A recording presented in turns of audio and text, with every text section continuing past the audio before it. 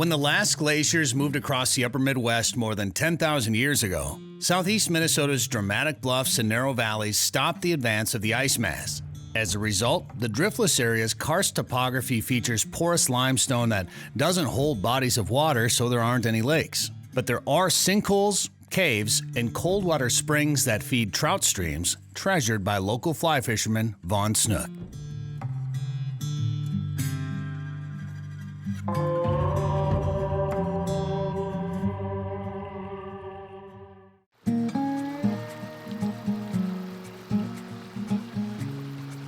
Water's just a little bit off color from the rains a couple days ago, so it's kind of nice for us because we can be we don't need to be as sneaky because they will hide if they hear you or see you. They don't sit around.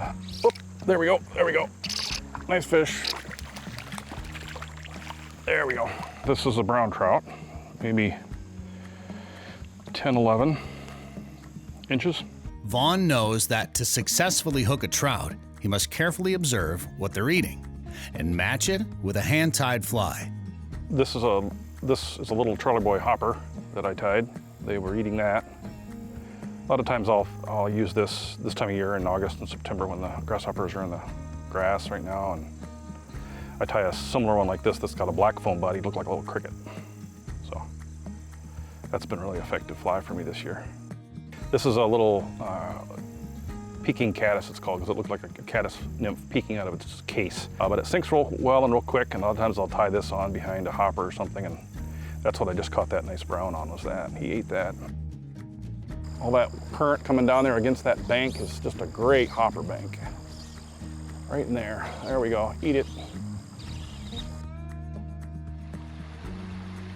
There are springs right within 100 yards of us here that pump in 48, 50 degree water. You know, that pretty much eliminates, smallmouth bass. This isn't growing conditions for smallmouth bass. It isn't growing conditions for walleye. It isn't growing conditions for pike. Any other game fish. This is a trout stream. They love this. This is ideal for them. So they feed on the insects here. That's what I'm doing. I'm basically fly fishing with a hopper. So they feed on the insects. I hear cicadas going off now. And there's crickets around. I just saw some weird damselfly thing fly by me here. So all those things are all trout foods. Vaughn's grandpa introduced him to fly fishing when he was a young boy growing up in Michigan. So I was like 12, 13 years old and joined a local club, and they taught me how to cast and how to tie flies. And so that the horizontal... My grandpa was a teacher, so a high school teacher, and so he was available, during the summers a lot of times. And so we would spend a lot of time trout fishing. Brookies. Trout fishing is my favorite thing to do, and a lot of people are just really passionate about it. And it's a small stream. It requires a lot of technical skill a lot of times. It's not as easy as others, and it's a lifetime thing. I'll be learning something every time I go fishing, every time I fly fish for trout for the rest of my life. And this is a 9-foot 4-weight fly rod that I've got here. Perfect. I like longer fly rods. I'm just gonna throw it up in that pool and let it drift, dead drift it's called. Gonna let it drift right through that pool. Whoops, there we go. Woo, brown. Well, these sure are jumpers here. On the nymph again. We wet your hands. If you hold a trout upside down, they usually calm right down for just a bit because they're not used to being upside down, so isn't that pretty? I thought they'd be really skittish over there with that light hitting that pool, but doesn't seem that they care. These hooks are so small that you don't usually get them very deep, and they get them just in the edge of the lip, a little bit of flesh in the lip. Whoop, there we go. Another brown. Get the net wet. I'm gonna start doing some roll cast here because I got some trees behind me and one over my head here. Roll casting is just being able to make a forward cast without a back cast.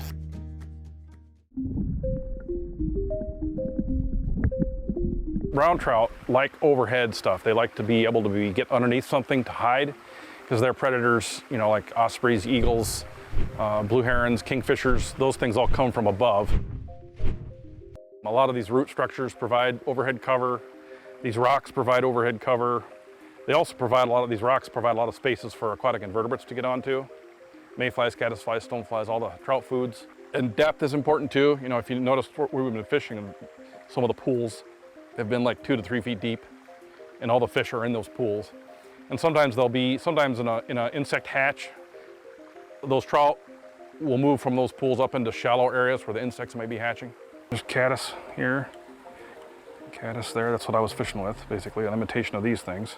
The bright chartreuse stuff in this riffle is brook lime, which is an indicator of real cold water. And then the vegetation off the left here is a mixture of watercress, looks like, and some water buttercup, which is ranunculus, another aquatic plant species. The young trout this year's spawning can get in that vegetation and completely hide from kingfishers and blue herons and everything, and nobody will bother them. So it's a good spot for young fish in there.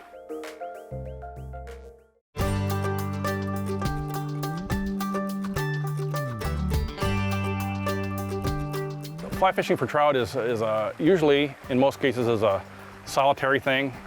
If I do come with somebody, they usually go that direction and I go this direction. It's not something that usually you're with somebody else and you can do a lot of talking. I like it because I tend to be a little introverted, and it's nice to get away from everybody and everything and the drama of life and just go fish.